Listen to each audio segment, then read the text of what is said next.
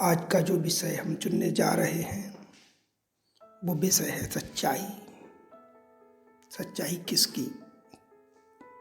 सच्चाई आपकी, सच्चाई आपके शरीर की, सच्चाई आपके मन की, सच्चाई आपके इंद्रियों की, सच्चाई आपकी बुद्धि की, सच्चाई आपके अहंकार की,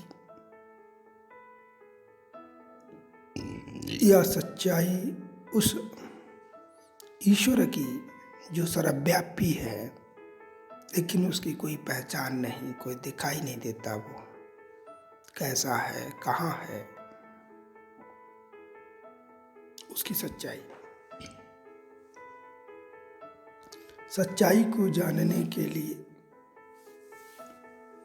हमें क्या करना होगा? एक साधारण इंसान ये जानता है कि उसका शरीर सच्चा है। उसकी इंद्रियों से जो कुछ भी उसे दिखाई दे रहा है वो उसे सच्चा लगता है। उसे जो परिवर्तन हो रहे हैं वो परिवर्तन सच्चे लगते हैं।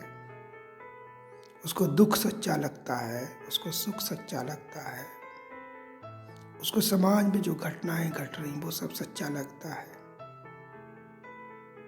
उसको अपना देहाभिमान सच्चा लगता है। उसको ऐसा सच्चा लगता है कि वो अपने शरीर में एक अलग यूनिट है। उस यूनिट को वो विकसित करना चाहता है और उसके विकास के लिए हमेशा प्रयत्नशील रहता है। वो अपने शरीर को अच्छी सुख सुविधाएं देना चाहता है। उनको पालन पोषण के लिए विभिन्न गतिविधियों से हमेशा यही कोशिश उसकी रहती है कि अच्छे कपड़े हों, अच्छा खाना हो, अच्छा रहन सहन हो। ये सच्चाई लगती है। लेकिन जो सत्य के जिज्ञासु है वो अगर मनन करते हैं तो बार बार कहते हैं कि सच्चाई क्या है। अब इस जगत की सच्चाई जानने के लिए आपको जानना होगा कि एक तो आपका शरीर, दूसरा आपका होना। एक आपको लगता है कि मैं हूँ, उसकी क्या सच्चाई है। एक आपका शरीर है, इसकी क्या सच्चाई है। तो ये सच्चाई आपको दो जाननी होगी। दोनों को आपको अलग अलग मनन करना होगा। पहले मैं शरीर के संबंध में कहना चाहूँगा कि ये जो शरीर है, ये शरीर आपने इस पृथ्वी से ही लिया है। इस पृथ्वी पर ये बड़ा हो रहा है और इस पृथ्वी पर ये छूट जाएगा। यानी एक व्यवस्था है कि शरीर एक्वायर्ड भी यहीं से होगा, शरीर छोड़ना भी यहीं पे पड़ेगा। ठीक है। दूसरी चीज आती है कि शरीर के बाद आपका होना। आपको लगता मैं हूं, तो क्या आप शरीर हैं या कुछ और है? अगर आप गहराई से मनन करेंगे तो आपको पता चलेगा कि जो शरीर ऊपर का खोल है उसके अंदर कुछ और भी है। आंखें नहीं जान रही, आंखें दिखा रही हैं दृश्य को, जान कोई पीछे रहा है। तो उस शरीर के पीछे जो जान रहा है वो जो अंतःकरण इसके पीछे वो है मन और बुद्धि, चित्त, अहंकार। ये जो अंतःकरण है ये पूरा सूक्ष्म शरीर है, सूक्ष्म जगत है जो कि एक्टिवेट हो रहा है इस भौतिक शरीर के कारण। तो कौन देख रहा है? मन देख रहा है, बुद्धि निर्णय कर रही है, चित्त में सब अंकित हो रहा है, अहंकार पुष्ट हो रहा है कि मैं हूं।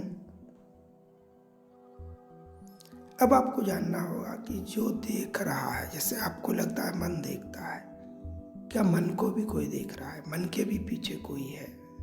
जो अहंकार कहता है मैं अलग हूं, उसके पीछे भी कोई है। वो कहां से प्रकाशित है? उसके पीछे जाएंगे तो आपको पता चलेगा एक और प्रकृति चल रही है, जो सत रज तम त्रिगुणी प्रकृति कारण की, जो कि मूल में काम कर रही है। इससे पीछे और जाएंगे तब आप पाएंगे कि जो ईश्वर है, जो ब्रह्म है, जो आत्मा है, उसका स्वरूप है। इसको कोई टच नहीं कर रहा, इसको कोई छू नहीं रहा। वास्तव में ईश्वर ही था, आत्मा ही थी। उस आत्मा से कारण प्रकृति आई या बनी, कारण से सूक्ष्म प्रकृति बनी, सूक्ष्म से स्थूल बनी, और इन प्रकृतियों के माध्यम से स्थूल जगत, कारण जगत, सूक्ष्म जगत प्रकाशित है। तीनों लोकों में प्रकृति का बोलबाला है। इस प्रकृति के माध्यम से जो अदृश्य ईश्वर था, जो जानने वाला था, जो जान रहा है, उसकी अभिव्यक्ति हो रही है। अब इंसान में गलती क्या हो रही है कि वो एक संसार में, सामान्य संसार में जब जीता है तो उसका ध्यान शरीरों पर जाता है। वो शरीर को मैं मानता है, वो मनन नहीं करता कि सूक्ष्म भी इससे कुछ होगा। बहुत लोग विचार पे पहुंच पाते हैं, मन पे पहुंच पाते हैं, बुद्धि पर पहुंच पाते हैं, अहंकार पे पहुंच ही नहीं पाते। उन्हें पता ही नहीं चलता है कि मैं अलग नहीं हूं। जो एक अलग यूनिट शरीर के सापेक्ष है, एक्चुअल में वो झूठ है। हमें उसी मन को जो शरीर के साथ तादात्म्य करता है तो शरीर बनता है, इंद्रिय के साथ तादात्म्य करता है तो इंद्रियां बन जाता है, बुद्धि के साथ तादात्म्य करता है तो बुद्धि बनता है, और उधर उस तरफ निराकार ईश्वर जो है, शाश्वत ईश्वर, उसके साथ तादात्म्य करता है तो वो भी बन सकता है। लेकिन ये उसके ख्याल ही नहीं आता कभी कि ये सब हो सकता है। कारण में, सूक्ष्म में, स्थूल में सच्चाई क्या है? एक समय के लिए स्थूल प्रकृति भी सत्य ही है, इंद्रियों से सत्य ही भासती है, सत्य ही प्रतीत होती है। सूक्ष्म प्रकृति इंद्रियातीत है, इंद्रियों में नहीं आती, लेकिन मनन करेंगे तो मन में आती है कि हाँ है। इसके बाद कारण प्रकृति भी आपको पता चल सकती है। जैसे जैसे आप देखेंगे कि स्थूल, सूक्ष्म और कारण, इन प्रकृतियों को अगर हटा दिया जाए या जान लिया जाए, यहाँ हटाने का मतलब ये नहीं है कि इसको आप विलोपित कर सकते हो, नहीं, ये रहेगी तो। लेकिन आपका जो जुड़ाव है, आपका जो ध्यान है, वो हटना है। ध्यान को आपने स्थूल शरीर से हटाया, सूक्ष्म मन से हटाया, बुद्धि से हटाया, चित्र से हटाया, अहंकार से हटाया, बाद में सत रज तम गुण से भी हटाया, तो क्या हुआ? आपका ध्यान पर लौट गया।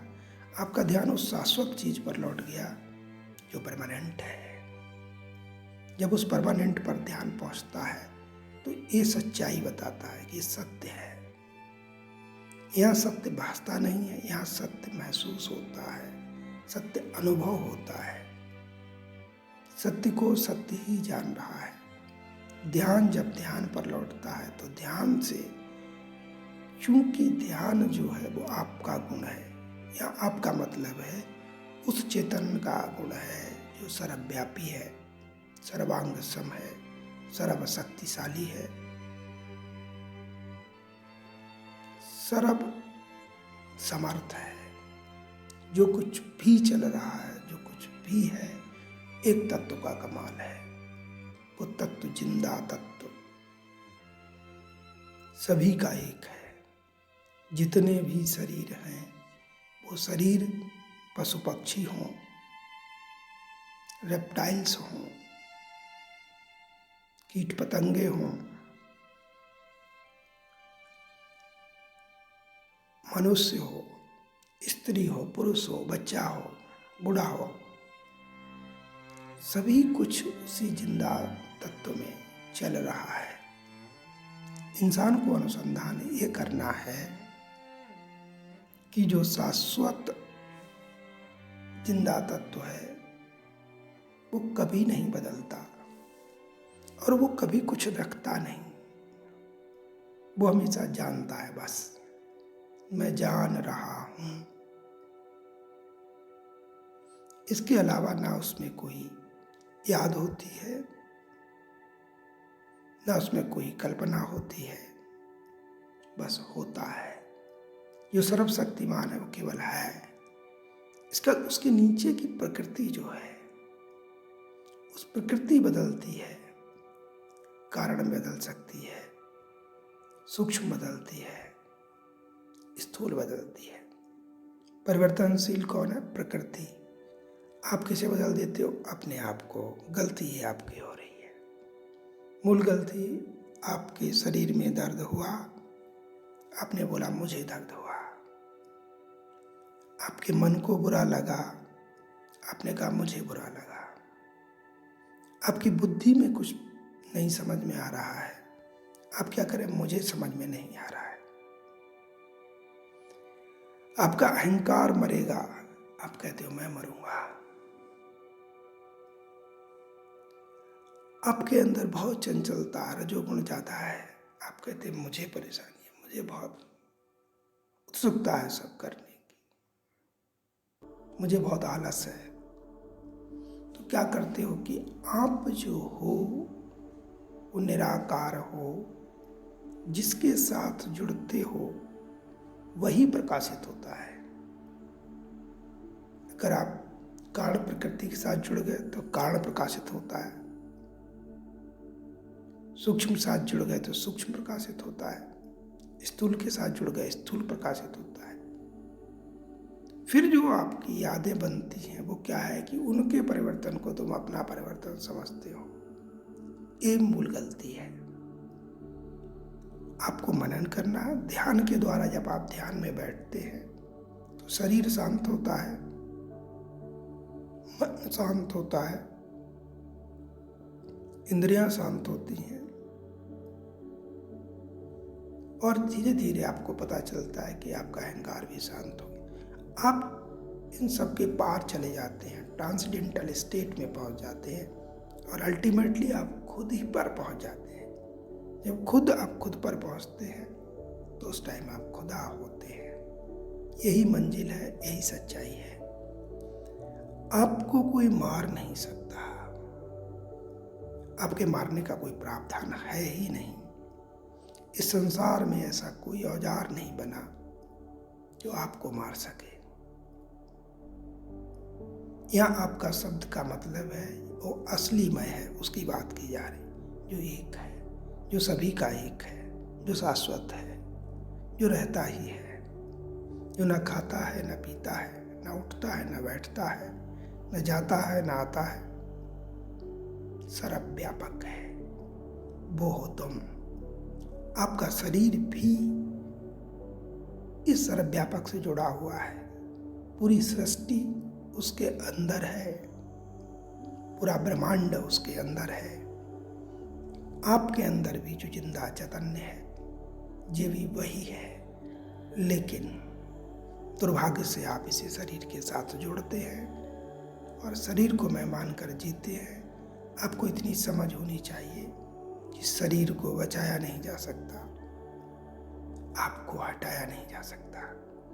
आप शाश्वत हैं, हमेशा रहेंगे ही। शरीर बदलता रहेगा। अगर आप अपनी शाश्वतता को जानते हैं तो आप एक साथ सभी को जानते हैं। आपको अलग अलग जानने की आवश्यकता नहीं है, क्योंकि वो केवल एक है, एकम की अवस्था है। This is the state. कोई कंटेंट नहीं, कुछ नहीं, अल्टीमेट है, अंतिम है, प्रारब्ध है, मध्य है। तुम हमेशा हर समय उपलब्ध ही हो, लेकिन मन बुद्धि चित्त अहंकार के कारण आपको ये भ्रम होता है कि आप बदल रहे हैं। आप बिल्कुल नहीं बदलते। सच्चाई यही है कि आपके अलावा कुछ भी नहीं, केवल आप हैं। लेकिन इस आप को शरीर मत समझ लेना, मन मत समझ लेना, बुद्धि मत समझ लेना, अहंकार मत समझ लेना, क्योंकि ये सूक्ष्म प्रकृति है। आप ना सूक्ष्म हो, ना कारण हो, ना स्थूल हो। आपसे ये तीनों प्रकाशित है। आप ही सब कुछ है। अपने मूल स्वरूप पर पहुंचे, उसका आनंद ले। यही सच्चाई है। यही बताने के लिए ये वीडियो बनाया गया। बहुत बहुत धन्यवाद।